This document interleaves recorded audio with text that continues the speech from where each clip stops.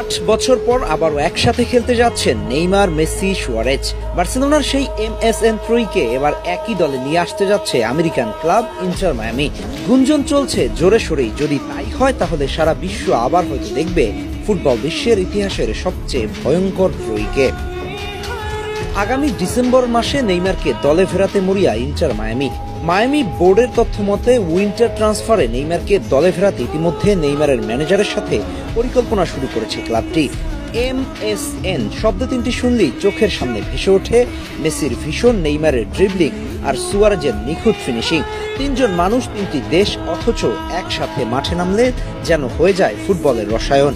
2014 থেকে 2017 মাত্র 3 বছর, অথচ মেসি, সুয়ারেজ, নেইমার একসাথে দৌড়ানো, চোখের ইশারায় বাঘা বাঘা ইউরোপিয়ান ডিফেন্ডারদেরকে নাস্তানাবুদ করা, বার্সাকে ট্রেবল জিতানো আর কোটি টাকার রূপান্তর দৃশ্য এখনো ভেসে আছে ফুটবল ভক্তদের মনে।